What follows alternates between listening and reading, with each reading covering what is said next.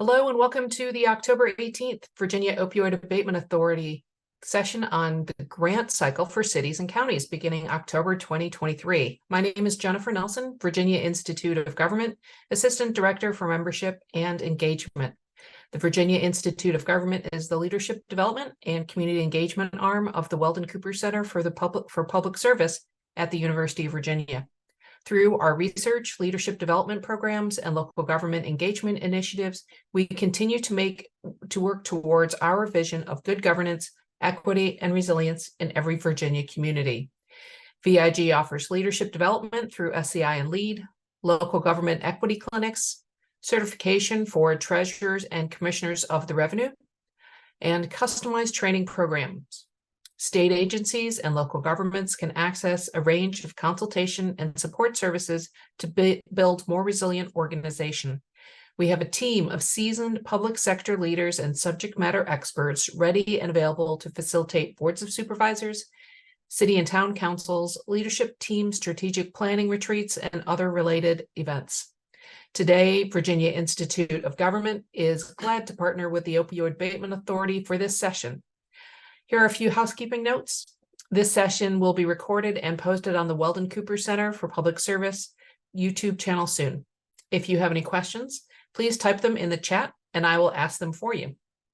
Now I'm happy to turn things over to Charlie Linticum, the authority's Director of Operations.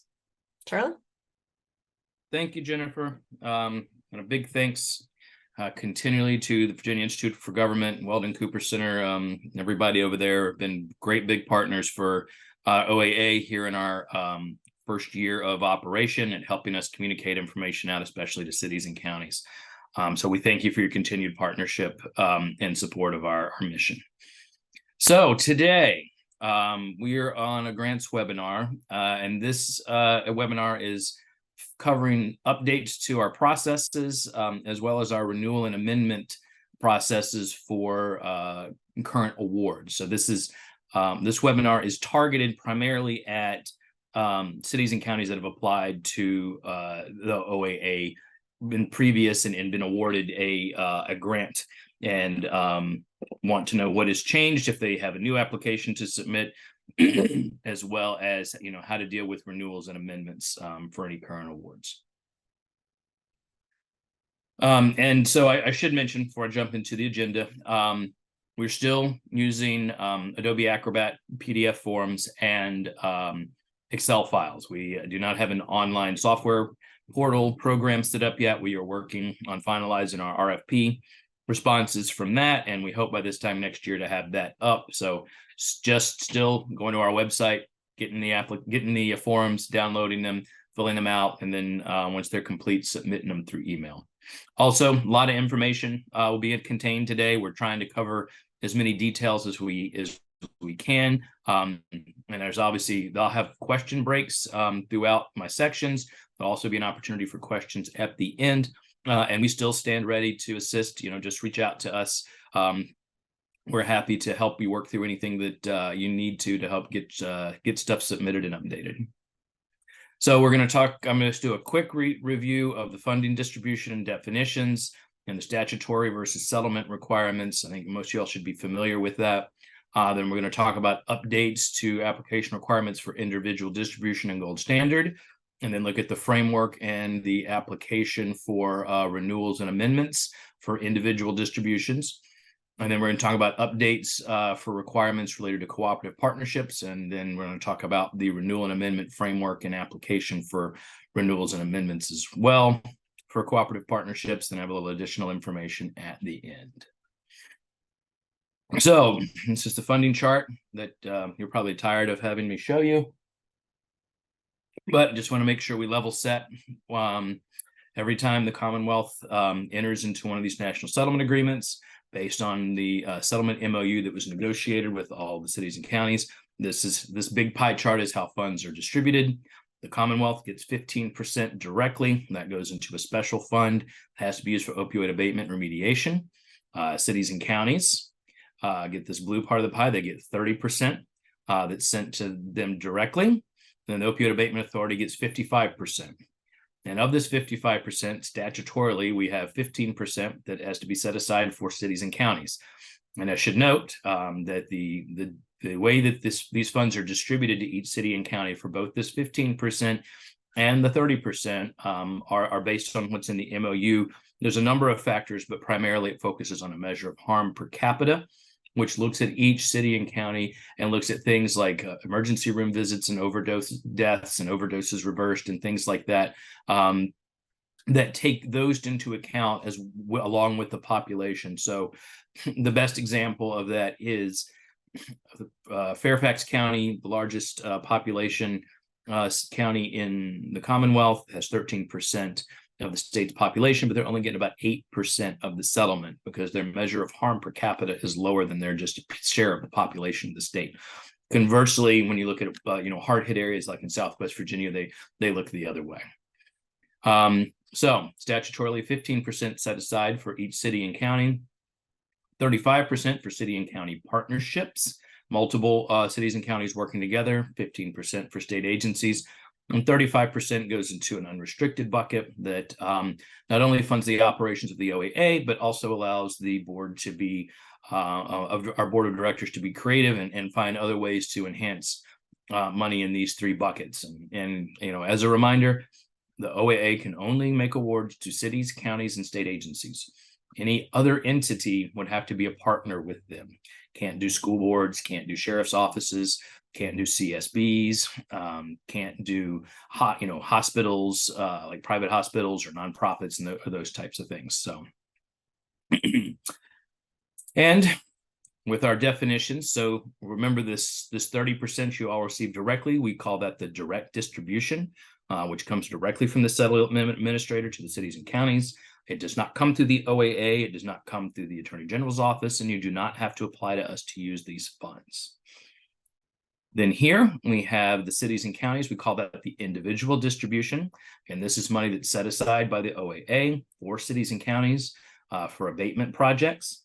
We look at that as your money that you're entitled to, but you have to apply to us so we can ensure that the money is being used in line with the statute requirements for abatement purposes.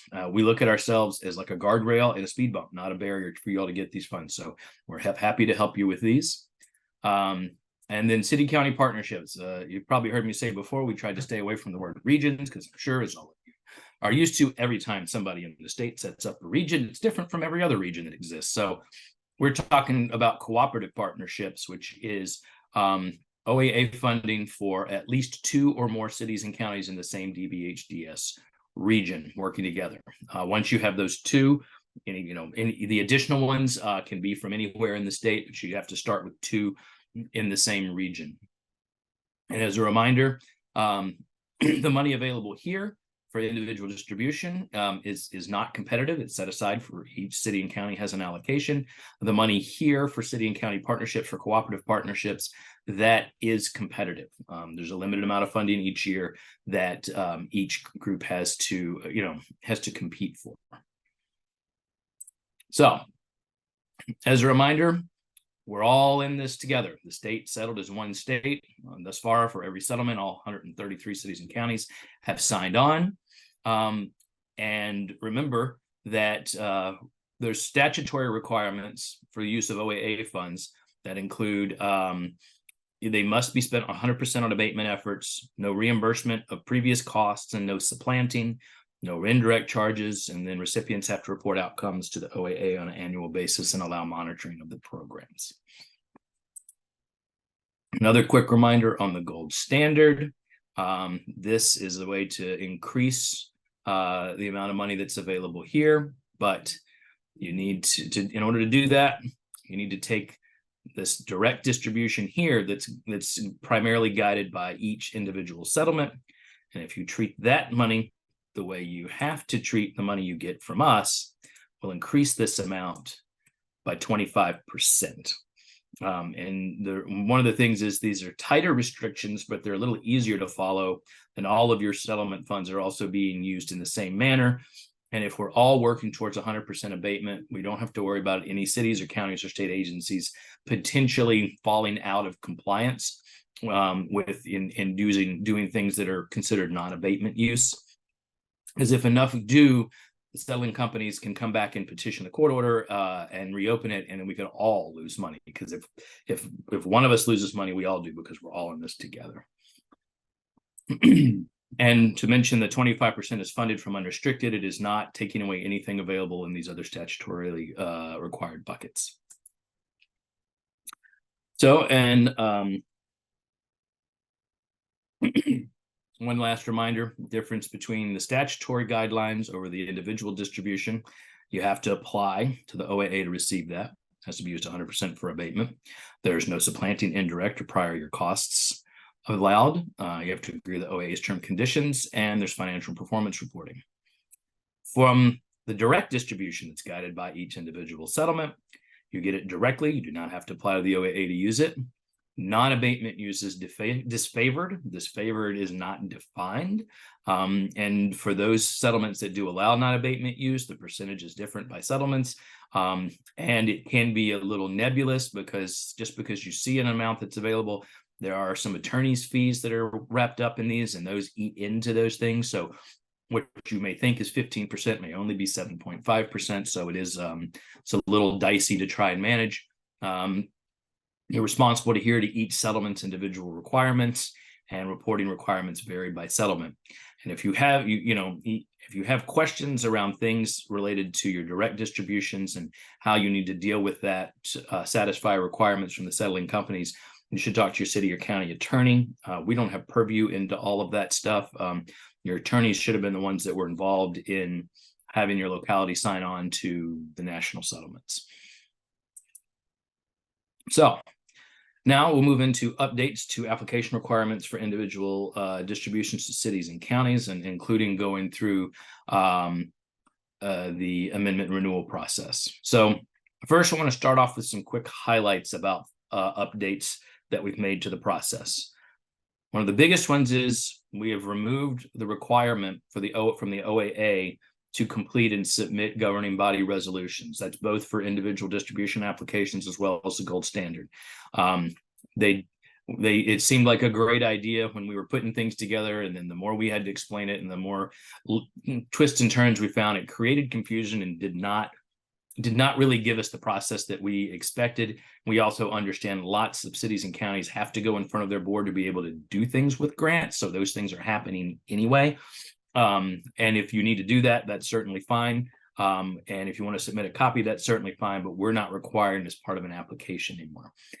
Conversely, if you do have to do it and you would like some sample language, we do have a sample agreement that, a sample resolution we can send you, you can work from. But it is, just email us to our info@voaa.us, and we're happy to send you out a copy of that. We also revised and created a better lookup tool for your payment estimates for each year. And I'll go to that on the next slide and show you some of that.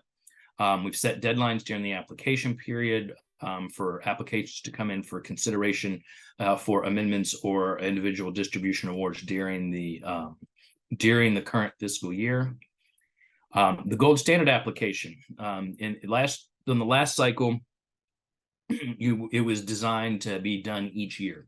So we have updated the application to where you basically opt in to be a gold standard city or county, and once you're opted in, you're in.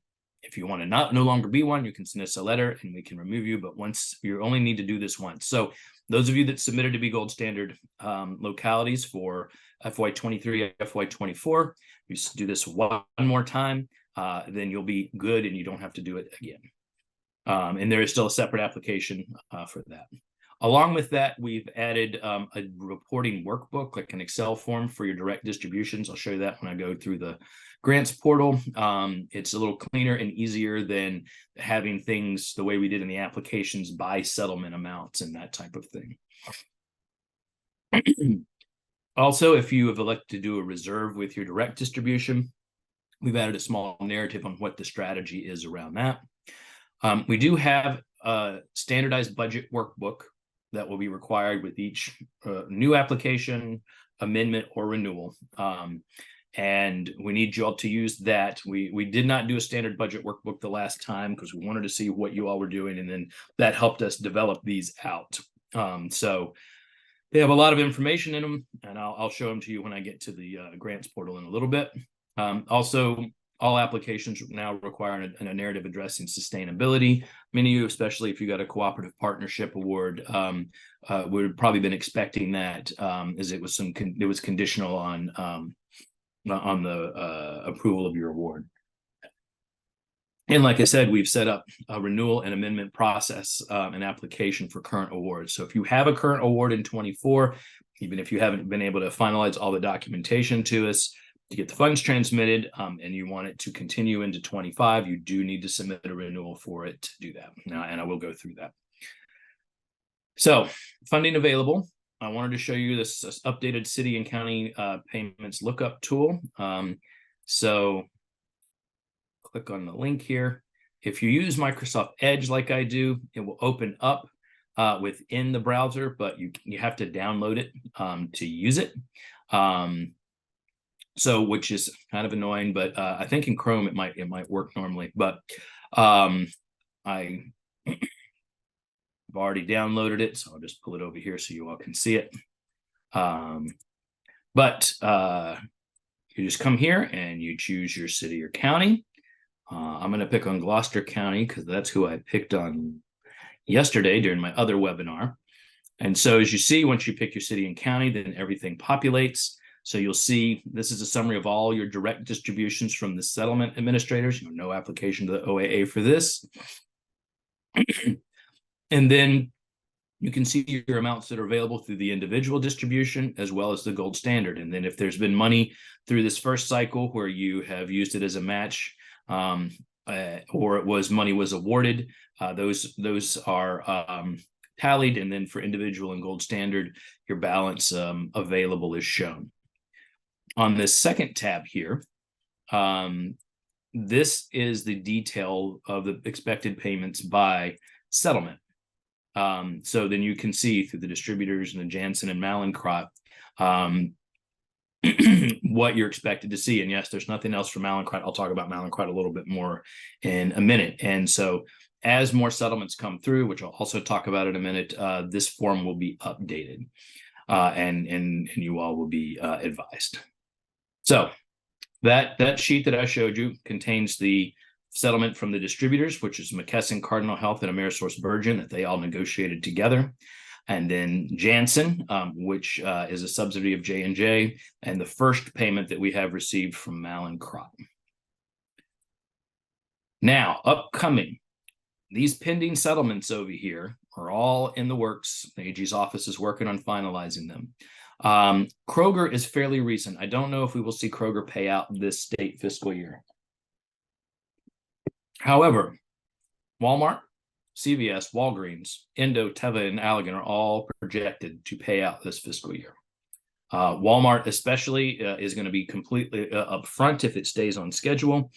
And we expect a payment that could come in this quarter, and then another one before the end of the fiscal year. So everything will be received by Walmart projected for this fiscal year.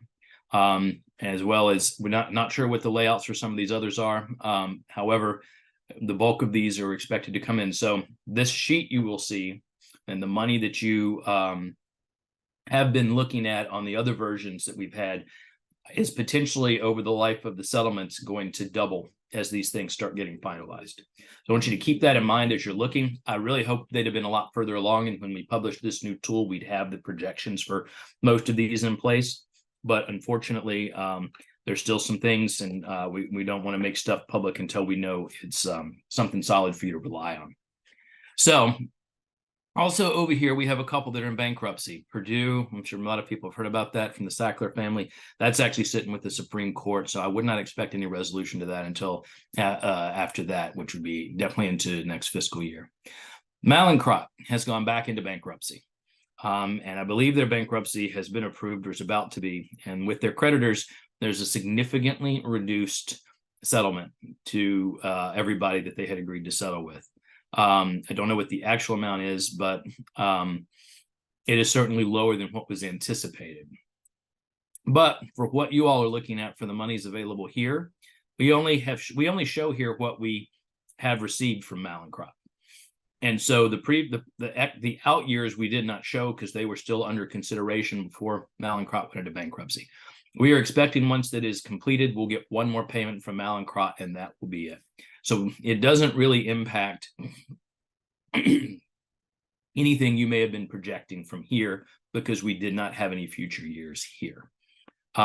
Looking at the settlements as a whole, Kroger was not in any early estimates that we had. That was something we didn't know about. It was announced fairly recently. We believe that's going to more than offset any shortfalls from the Mallinckrodt settlement. So overall, we should come out a little bit ahead of where we thought. We are anticipating statewide over the 18 years that the state as a whole will receive about $1.1 billion. Like I said, we'll update the spreadsheet as the new settlements are finalized, and we'll send out notices when it is updated through our listserv. All right, so now we're talking about the renewal and amendment processes for individual distributions to cities and counties.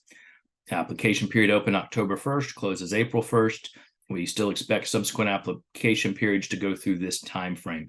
May not be those exact dates, such as we said October 1st this year, not realizing that was a Saturday, but fairly close to this. As I mentioned before, we have deadlines within the application period. So if you would like, we have a December 4th grants committee meeting. So renewals, amendments, and new applications all still have to be approved by our grants committee. So if you want something for our grants committee to consider on December 4th, then I would, you have an option of sending us a draft for review. That would need to be due around October 23rd to give us time to give you feedback before it would be due on November 3rd. We would need things by November 3rd in order to have time to work with you for any changes and get recommendations published into our grants committee members before the meeting here on December 4th. Likewise, there's another meeting scheduled for February 23rd, optional draft review by January 12th, applications due January 26th for the same process. And you only need to turn in things here if you want like an individual distribution, either amended or a new project awarded, and you had funds for it in fiscal year 24. If you have a project and you're working on it, and you just want to get like the next year of funding for 25, or even take additional funding that may come available during 24 for 25, you can submit it later in the process. If you know what you want and you want to go ahead and submit something in one of these earlier meetings that would still not be awarded until 25, that's fine as well. But anyway, the final optional for review would be by March 15th. April 1st, all applications are due. That's when all cooperative partnerships I'll talk about won't be considered until after that date. And then the grants committee for the last bit will be on May 23rd. So performance period, we're still on the rolling 2 years, as we had talked about before. So if you have an award, you have the option to amend your current year and then amend and or renew the upcoming fiscal year. Carryover is still automatic from FY24 into FY25 for individual distributions. After that, you would need OAA approval or have to repay. But there's a lot of simple things that we would approve the carryover for, things like timing issues of procurement or hiring and things like that. But there's a process that we'll have in place for that. Governing body responsibility. Nothing has really changed here other than, as I mentioned, we don't need a resolution. Governing body still has the authority to determine the use and appropriations of funds and is responsible for use of by any subrecipients or partner organizations. They must agree to remain in compliance with the OAA's terms and conditions, measure performance, and then yearly reporting both financial and performance measures. So, amendment and renewal options. So, when you come through the application process, you can renew. Renew would be you're happy with what you got in your current year, and you're just focused on the upcoming fiscal year, would be FY25, and you basically submitted something that showed multiple years of a plan, and you want to just renew that as you originally submitted without any changes. The next option is in a renewal with amendments. So this can combine the current and upcoming fiscal years if you want to amend the current year or amend the next fiscal year. And obviously, if you want to amend the upcoming fiscal year, then you would also need to do a renewal as part of that. And when I show you the application, we have the sections that need to be focused on if you're just doing one or the other. And then amendment, there's also option for an amendment only for the current fiscal year, which would include, assuming you want to do, you may be doing a short-term project and you just want to make some amendments to that and then close that out at the end of the fiscal year. Other requirements. If you're doing a combination of renewal and amendments, you need a narrative update on your project status, status of agreements with your partnering organizations, summary of the funding you're requesting, there's a budget workbook and summary and narrative that goes with that. And we also have a progress reporting workbook that kind of gives you updates as to where you are with your originally submitted timeline and performance measures. I'll show you that workbook in a few minutes as well. Additionally, if you're just doing amendment only, you need to talk about amendment methodology and details, as well as the impact on various aspects of the project. Things like your methodology, like does it impact the fact that it may be evidence-based or evidence-formed? Does it impact your credentials that you may have for it? Does it impact the people you expected to serve? Does it impact your objectives? Things like that. Evaluations and decisions for individual distributions, still looking at the statutory conditions that set up the OAA's gold standard, allowable uses from the settlement agreements and the OAA's terms and conditions. The staff will review and make recommendations to the grants committee. For any applications that don't meet the requirements, staff is happy to work with you to revise, or withdraw and submit at a later date. If we were not able to recommend for approval one of the applications, the applicant would have the opportunity to appeal to the grants committee in a public meeting. If the grants committee did not want to approve it, the applicant would have one more opportunity to appeal to the board for a final decision. As a reminder, there is the option of applying individual distribution and/or gold standard incentive monies to cooperative partnership projects. And if you wanted to do that, it's got to be notated, normally in a cooperative partnership agreement or in a renewal application for currently awarded ones. If you want to do this, you do not need to submit a separate individual distribution application to take your individual or your gold standard and put it towards matching funds towards a cooperative project. That'd be duplicative and a lot of work that you would not need to do. You would need to submit a gold standard application if you're applying those funds. Again, this would be one time only. If you're using gold standard in multiple places, we only need one. And you can even complete that and send it off cycle because it doesn't need to go through the grants committee. It's just you notifying us what you want to do with an option that we presented you.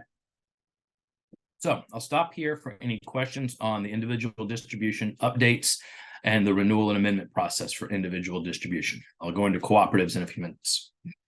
All right, Charlie, just one question, and I think you'll be covering it later. Comment was, this is a great tool. Can you please go to the website and show us where it is located so we can create a shortcut as well?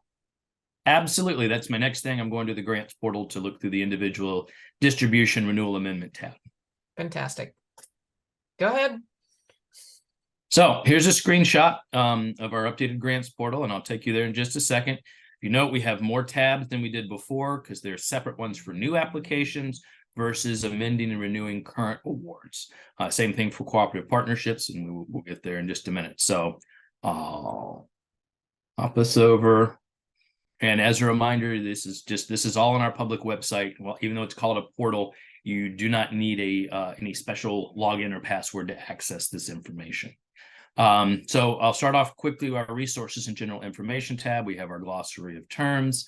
We're working on updates to the frequently asked questions. The key provisions from the Attorney General's office are still there, as well as the APA, which had an update in September. So here is your city and county estimated settlement lookup tool. There's also a visual here, which I'll show you in a little bit about that helps understand how to combine settlement funds for projects. Gold standard policy. This is the Exhibit E.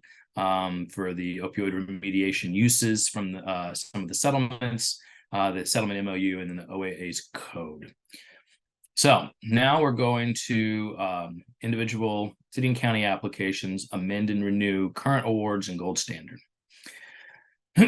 So we have an intro letter and guidance. Do recommend you read through there. We answered a lot of questions during the last cycle that were covered here. And not that we're not happy to answer any question that you need, but there may be some answers available here, and we've tried to set those up to help you be able to understand and be successful in the process. So we have our application.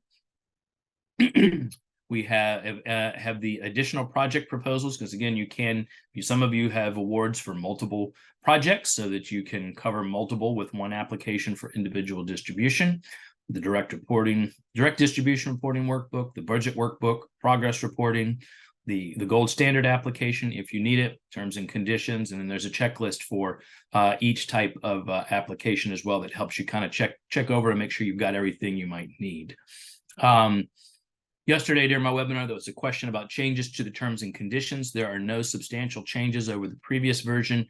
Some of you may remember we launched on January 19th, and then we made some updates to direct and indirect cost definitions and allowable administrative costs that resulted in a revision document. Those revisions have been incorporated into this document, as well as just some formatting changes, but otherwise everything is structurally very similar to what it was on the last cycle.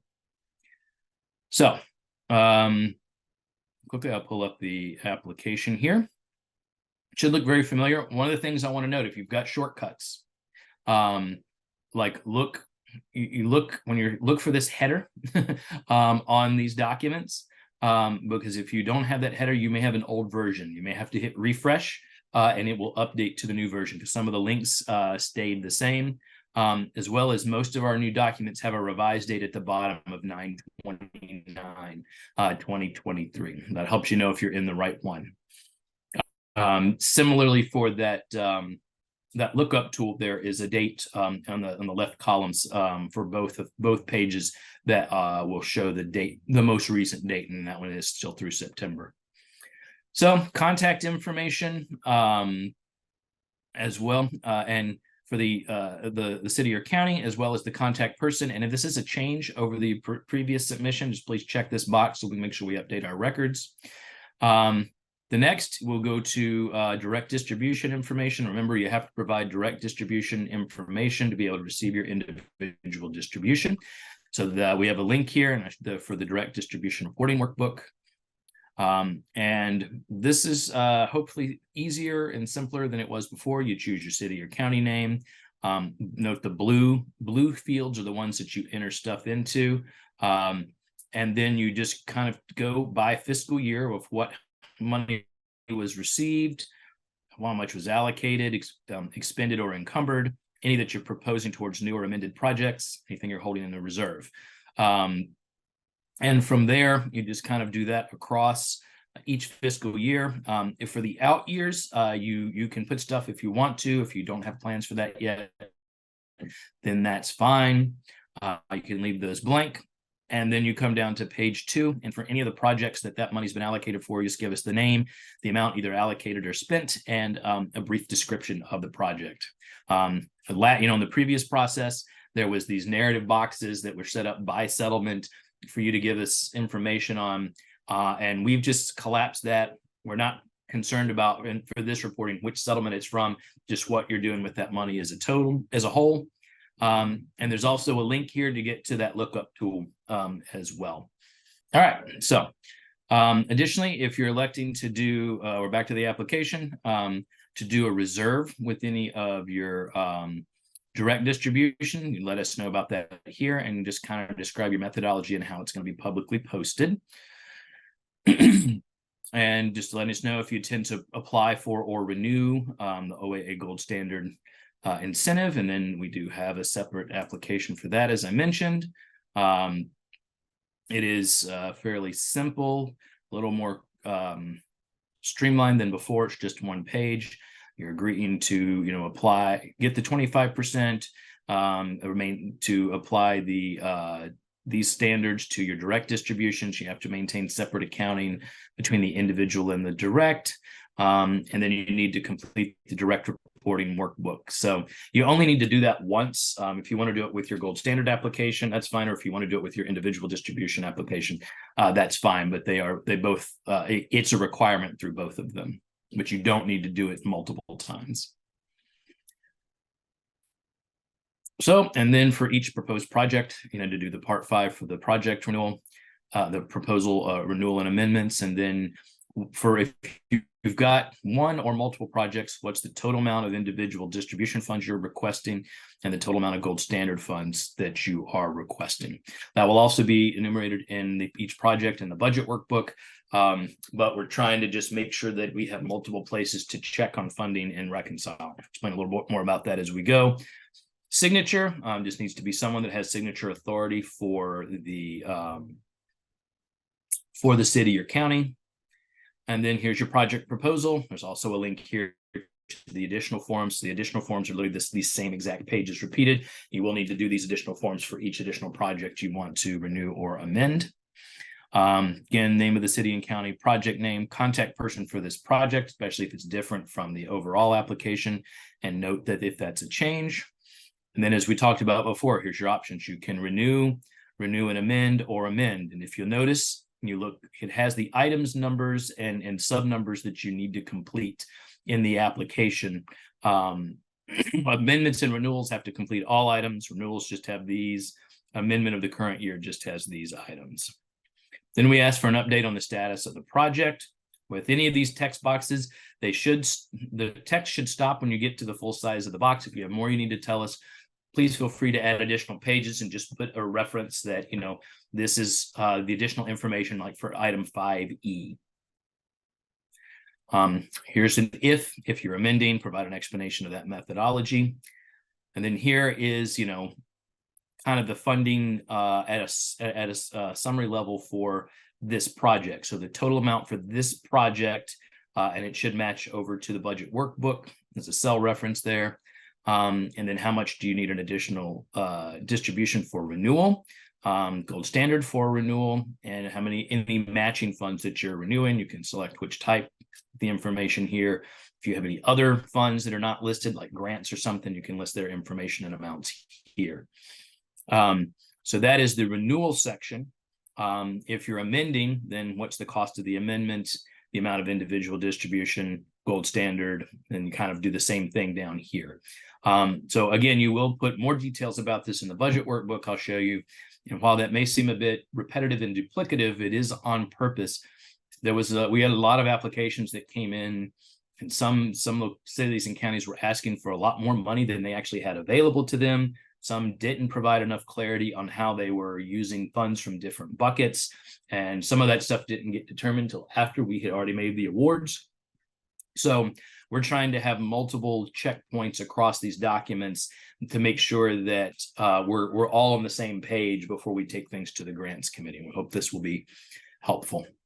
Also, as mentioned, the long-term strategy for sustainability, once the OAA funds are no longer or reduced or no longer available, any amended objectives, status of your subrecipients, contractors, or partners, and just want to know, who is it, how much money, a little quick description of their role, and are they being removed? Are they an addition, or are they a renewal? And what kind of entity are they? This used to be a text box previously. We've taken it to a chart form to try and get more specifically at some of the information we need to see. And is there any change in the specific groups of individuals the project is designed to reach, and how many are expected to participate? If you're amending, does it have any impact on any of these types of classifications that you dealt with in the original application, like evidence-based, evidence form, credentialing, awards, or is it, does it impact working with an organization with an established record of success? So you can get a yes or no for one of those. And if you've attached a document, please note that here. You may also put a little description or provide me a link. I'm very happy to get a link to a 100-page document instead of a 100-page document attached. Whatever works best for you. I'm just giving you the options here on the form. If amending, is there any impact on the estimated percentage of opioid abatement related? And then we're in the last bit. So the budget workbook and the progress reporting workbook, and then a narrative for any changes related to the budget or the timeline, and then any optional, letters of support or things like that that you'd want to submit. So I'll go to the budget workbook. There are separate workbooks for individual distribution versus cooperative partnership, but it is the same workbook if you are doing a new application or if you're amending or renewing. So please pay attention to the notes and the prompts that are here, but you choose your city and county and what type, get the project name.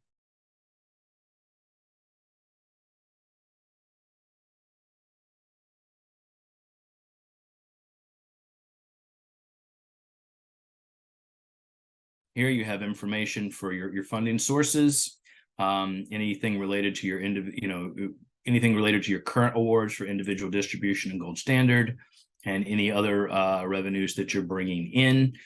Please note blue. If you're in blue, that means it gets keyed on this tab. If you're in green, that means it's budget information. The blue is really primarily the revenues that are related to your project. The green is if you are renewing, so that will key into these green cells here, and those are, conversely, there's a tab for personnel and a tab for operating and capital that you can complete, and by entering the information here, it will tag back over to the front page here in these things. Same thing if you're doing a new application or you're amending, they go into the yellow fields, and these yellow fields here on these tabs will fill that. And then there's also a spot for carry forward.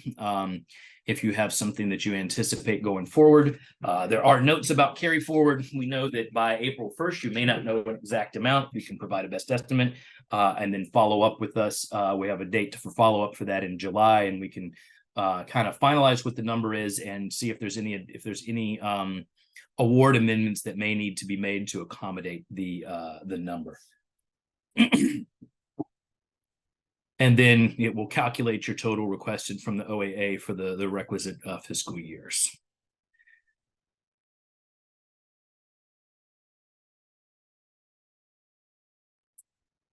Yep, and yep, there's the notes here about the carry forward number maybe not being exact, by April 1st. So the other item is our progress reporting workbook. So this is where you tell us about what's going on in your timeline and in your performance measures. So there's a tab for each year. You choose your city or county, your grant type, and your project name. And for the performance measures here, you just go to the related category, and you can. I'll have to download this one too. My viewer's not doing me any favors today. Apologize for the brief delay. All right, you go to the appropriate category. These are for the measures that you selected and provided us with your original submission. And then, enable editing. And then you choose the related measure and put how much you originally submitted, any amendments. If you have any year-to-date actuals, you can report, and then what you're proposing in the next year. And that will help. And then you can put any comments about if there's any kind of differences or kind of items that might need explaining over here. And you would need to do this for each project you're amending or renewing, but this has the same layout, but this way you don't have to scroll through everything. You can just choose the ones that you that apply to what you submitted. Similarly with the timeline, you just come over and you choose you write in your objectives, and you note where they are. And if they're this is where you originally expected things to be through FY24 and FY25 and the out years if you want. And then here is if you need to make amendments to that, if there's timing to change. And if you have differences, they can be explained on in this section here in the application. Same thing, if there's any changes to your budget, can also be explained here. You can also add additional pages if you need to. There we go. So from that, questions on the application for renewal and amendment for individual distribution. And that was a lot of information I just threw at you. Okay. Hi, Charlie. Yes, we do have questions. Um, I understand the deadline for new applications is April 1st. What is the November 3rd deadline for again? Is it for renewals? We haven't been able to implement one yet. No. So let me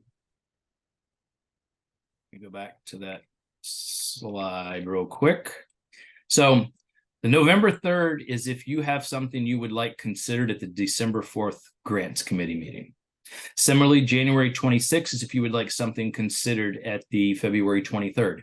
This would really only be for, in theory, like current year amendments to your individual distribution or new projects that you have money available and you want to go ahead and get money in fiscal year 24 to put towards that. Otherwise, you can submit otherwise you can wait till April 1st, especially if it's something that you're not planning to pull money down on until FY25. So these are options. They aren't hard and fast due dates. They're only a hard and fast due date if you want something considered at one of these two grants committee meetings. Very good. If the locality did not apply for the gold standard in the initial application, can this be done in an amendment or a renewal, or does it need to be a whole new project? No, it can be done through an amendment or renewal. You just need to do the gold standard application along with it and indicate that that's what you're doing. That is fine. Okay. Those are all the questions we have so far. All right. Now we'll talk about updates for cooperative partnerships. As a quick reminder, individual distribution is allocated for each city and county, non-competitive. OAA reserves the funds. It's distributed as long as the requirements are met and maintained. You can get awards in FY24 and FY25. You can have multiple projects in one application. Cooperative partnerships. All applications have to compete for limited funding. And do understand, any of you that have current projects, if you are that are applying for renewal, those renewals are also going to have to be looked at versus new applications that we get as well. Awards are being made according to OAA board's discretion. Funding has to be distributed equitably across the Commonwealth. Awards are available only for FY25. And multiple projects means multiple applications. So, highlights to our updates. There's a revision to the cooperative partnership agreement, and that more specifically outlines matching funds that are a requirement of it, and it matches them out by source. And I'll show you that agreement when I go to the grants portal and what that looks like. We again have the deadlines during the application period.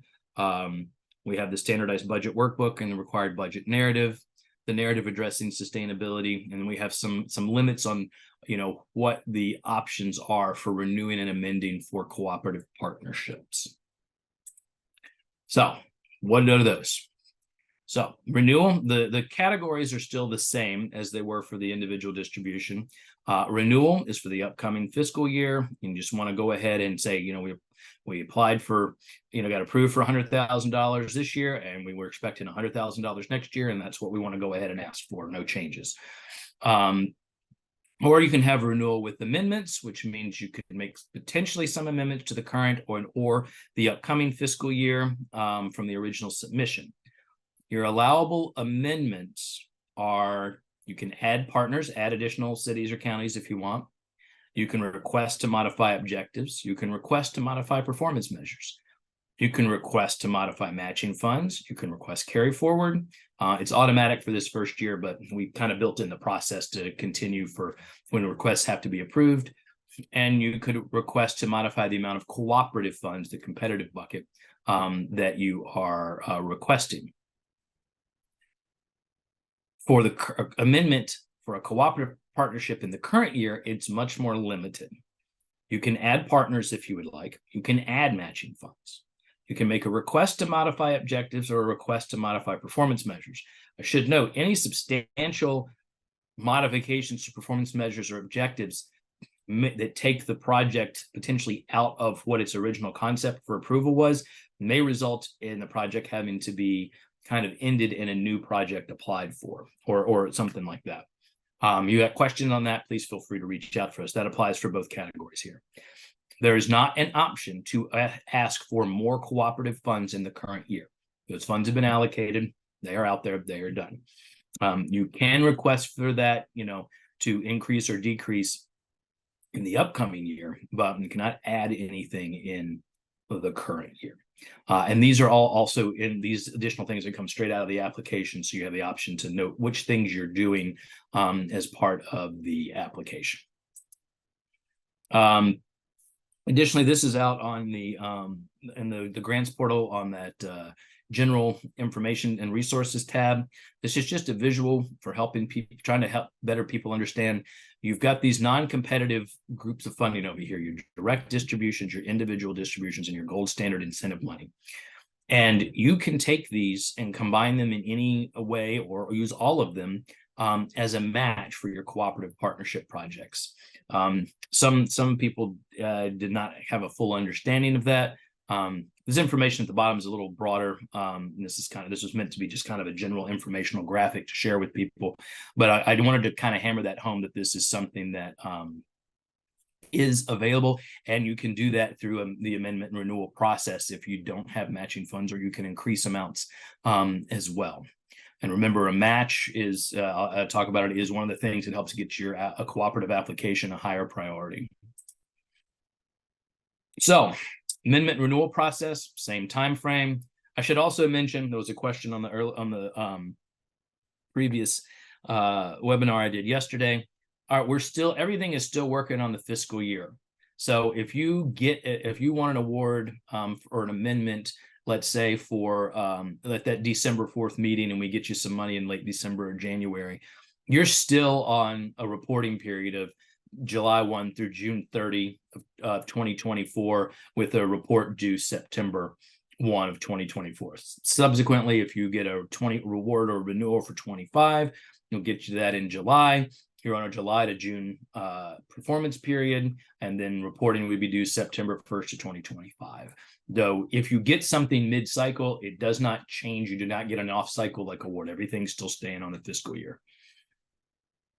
Deadlines within the application period. There's no a real need to get cooperative partnership projects renewals and amendments to us before March 15th, because they basically all have to be considered together.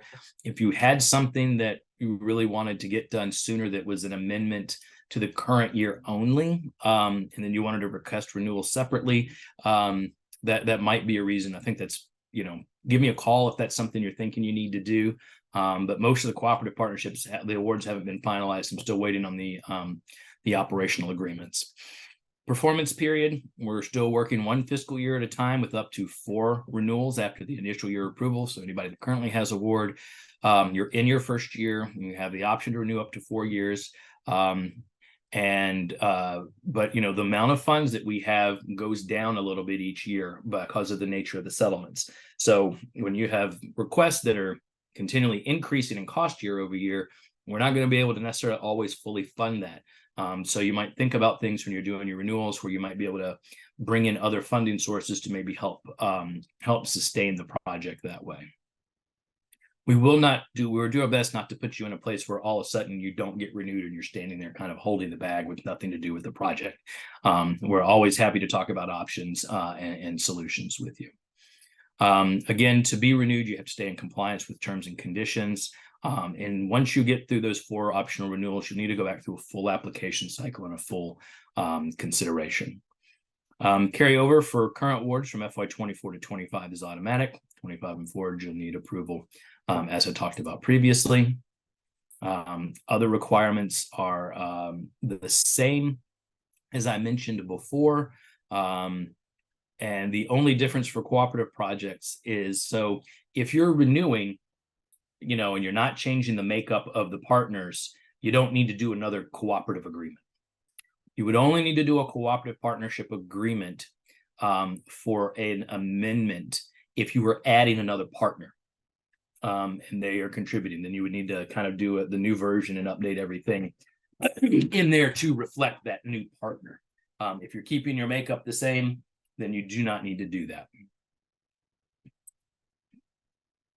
Valuation criteria, same as it was last year. Statutory guidance, including collaborating with existing program or organization with record of success, community of high incidence of opioid use disorder or death rate relative to population, established an historically economically disadvantaged community, or include a monetary match from or on behalf of the applicant. Then we're going to be looking at the settlement agreements, allowable uses, OAA's terms and conditions. How does the project identify and address gaps, remove barriers? Does it help address issues for pregnant and nursing mothers? And what is the prospective return on financial investment? And it's one of the things it's not necessarily like, how much money you get back out of a project. It's more like, what's your cost per person? If I've got two exact proposals in the same region and one can do it for, $150 a person and one it's going to take $1,000 a person, I'm going to be looking at the one that maybe costs $150 per person because there's some efficiencies here. That's not an end all be all. We know things like, recovery housing and treatment and programs there's certain programs that just cost a lot of money to run per person. It doesn't mean they wouldn't be successful, they wouldn't be awarded. But it's more about when we get like things and we're trying to figure out where to put the money best. So that is something that we take into consideration, but it's not the only thing that projects are evaluated on. So I mentioned this before, and I've got it back here again. I got my little box over here. Your award a cooperative partnership project in 24 that did not include matching funds. It is recommended that you strongly consider putting some matching funds in for your as an amendment along with your renewal. Why? Because exactly what I just mentioned. Our amount of funding goes down over time, and it's going to be harder for us to continue to fund programs that don't have any match with them if we get new applications in the region for programs that do. And so we just want you to take it doesn't mean that you won't, but it is something we just want you to strongly think about and consider.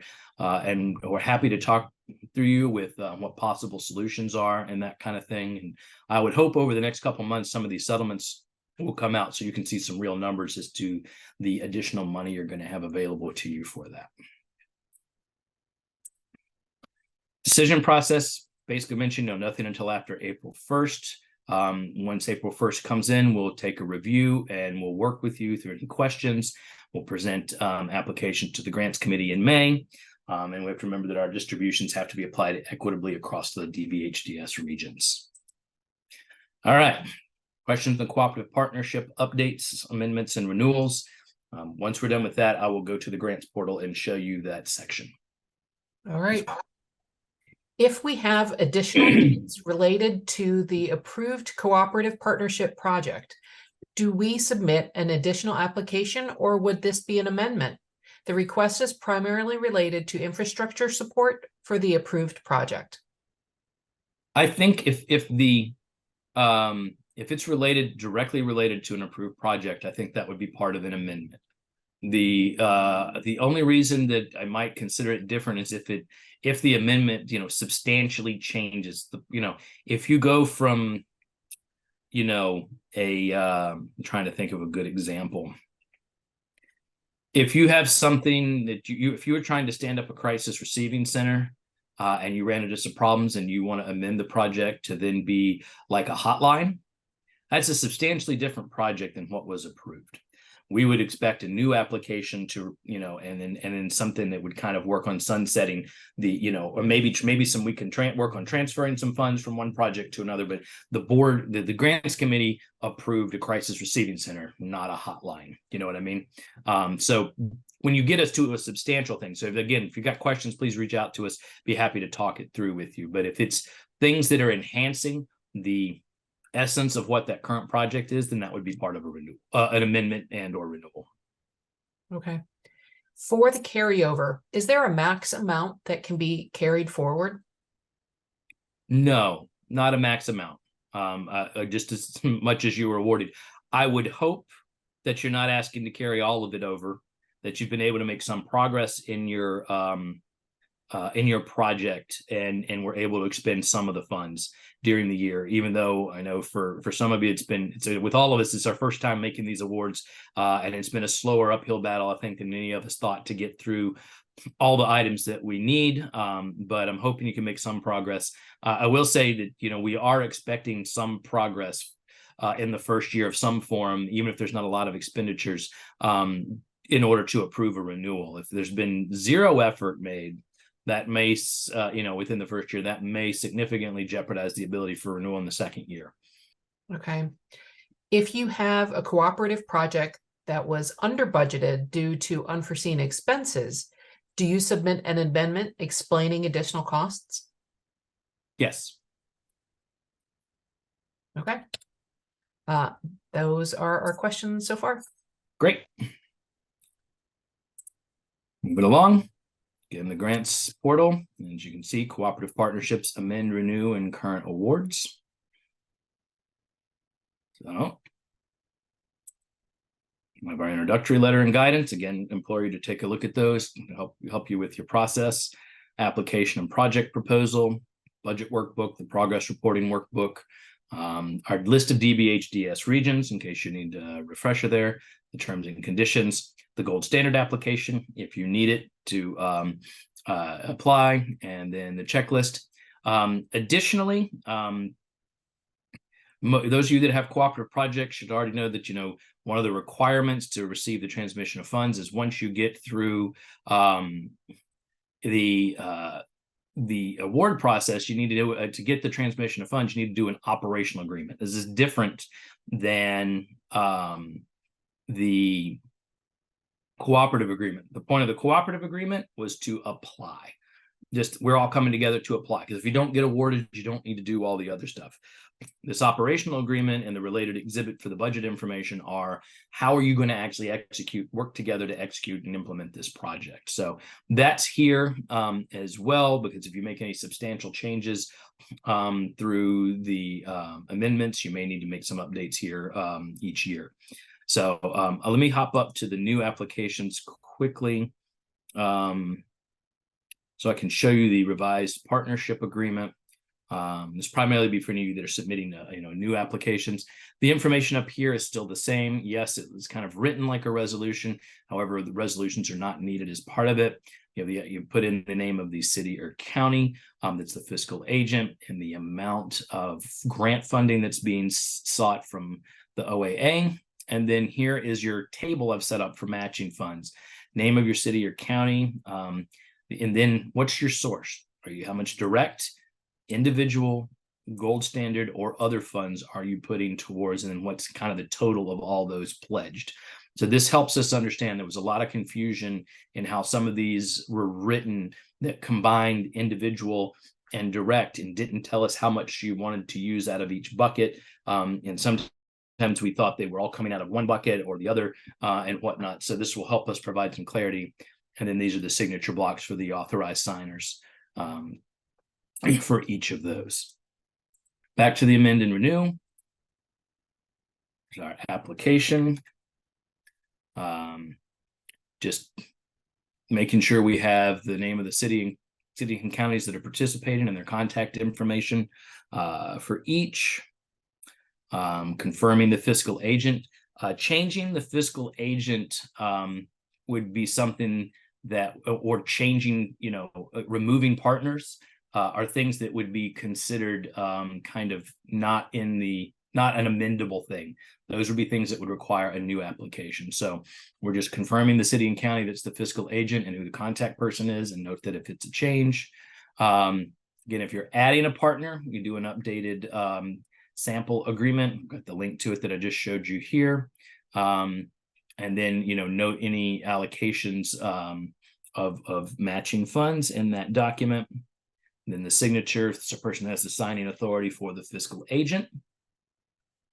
Now we go to our project proposal. This is fairly similar overall to what you saw in the individual distribution, but we have the additional things that we talked about for allowable amendments for the different categories. And again, we have our reference numbers based on what your option is and of which items you would need to approve. Again, remember, you cannot ask for additional cooperative funds in the current year. Status of the project, expedition of any amendments. Then we're back to total cost of the proposal, budget workbook reference. amount of cooperative funds. And then this is for the total match from all partners for any of these categories. And again, if you have the other, then what's the source and the amount. Then this is the section, that's all for renewing. This is for amending, cost of an amendment, amended matching funds, and the like. Strategy for long-term sustainability. If you're amending any of your objectives, you can attach additional sheets to that. Then status of your organizations, so, renewing, adding, removing, who they are, how much funding they're getting, and what their role is.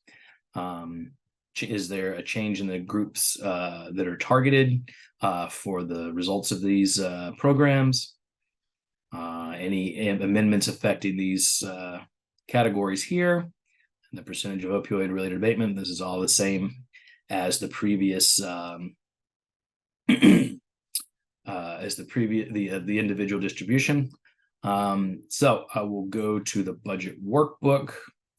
So the only major difference between the two is there is space for each city and county to report their funding sources for their direct distributions and their individual and gold standard or other sources of revenue. And the color coding is the same. You got the blue for things to key on this tab. The green is for the budget and expenditures that would key into the green, and the yellow is for the amend and renew. These look the same as they did. They will match over to their related fiscal years. And then it will generate, there's an option for the carryover. And then it will generate the total amount as well as the cooperative amount and, any additional individual distribution gold standard amounts that need to be requested. Again, there's a lot of information here. Pay attention to the notes section. If you got any questions, please let us know. And then the progress reporting workbook is basically is the same. You just choose the grant type and then you fill the information out for both the same way as you did for the individual. Again, there's a section to put down any narrative for any budgetary and or timeline changes noted up here in K&L. So again, these are the direct links to the items that I hit to over on the out of the application. And questions on the application for cooperative partnership amendment renewal. Yep. For FY 24-25 awards, do you have a sense of the ballpark amount available statewide in cooperative awards? Not off the top of my head. I think we're going to work on publishing that information. And part of it is making sure that the settlements come in correctly. And now having learned about what's happened with Mallinckrodt and Kroger, that helps us better project. But we're hoping to publish something out about that sooner than later, and that'll come through our listserv when we do. Okay. And those are all the questions we have at this moment. Charlie, is there anything else you want to talk about while we give a few moments for people to send in more questions? Yep, and ask about anything at this point. So have our additional information here. Everything's available on our website.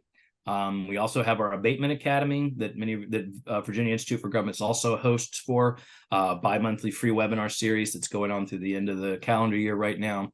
On best practices, if you just go to our website and look at the top for Abatement Academy, you can see not only the upcoming sessions, but previous sessions with the video links and the slide decks. Another thing that is available on, in case you didn't see when we announced, we have copies of the applications from the previous application period. So if you're looking to do something that you didn't do the last time, and there's some projects that might have gotten approved in other areas of the state, you can see how those things were put together and use that. It's the application, it's the performance measures, the timeline, the budget files, and then you also see the summary recommendations that show how we brought everything together to present to our grants committee. We're also hoping to, soon we'll update the frequently asked questions. We'll also put together some sample completed applications with the new forms, so you have those as reference. We'll be scheduling out some additional Q&A webinars throughout the application period. We're also working on finalizing a kind of a beta version of our toolkit of abatement programs. So these will be some profiles of different programs that are available and currently operating within the Commonwealth. And then we have our news updates email list, or list service, I call it. You go to our website, go to the main page, scroll to the bottom, you can sign up for it. We push a lot of information through there. And then there's my contact info. I think that's everything I've got. Okay. I just want to say the abatement academies are fantastic. If your locality is unsure about what or how it can use its abatement monies and distributions, watch some of these seminars and get some ideas and think about how it can help your community. Here's another question for you, Charlie. If you were awarded a cooperative grant and submitted your packet in August when it was received, when should you expect to see the grant award check transmitted to you? I think the question is, so all cooperative partnership awards were also required to do the operational agreement that I talked about that's was linked on the grants portal there. So if I haven't received that, that's a condition, and that condition is listed in the award acceptance form, then that would be the reason your funding maybe has not been transmitted yet. But if you submitted stuff to me in August and you haven't received anything, then please follow up. And so I can see where things are and help you finalize anything that needs to be done. Once we have everything, we try to get things submitted out and transmitted in about 2 weeks. But there's, we have a lot of things going on, and we're a whole staff of 7.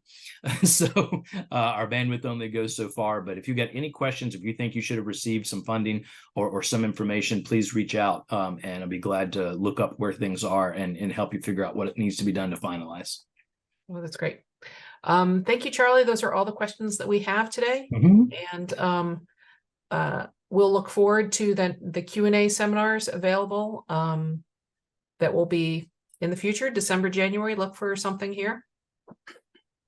No, thanks, Jennifer. Really appreciate it. And again, anybody, please feel free to reach out to us. We're more than happy to provide assistance.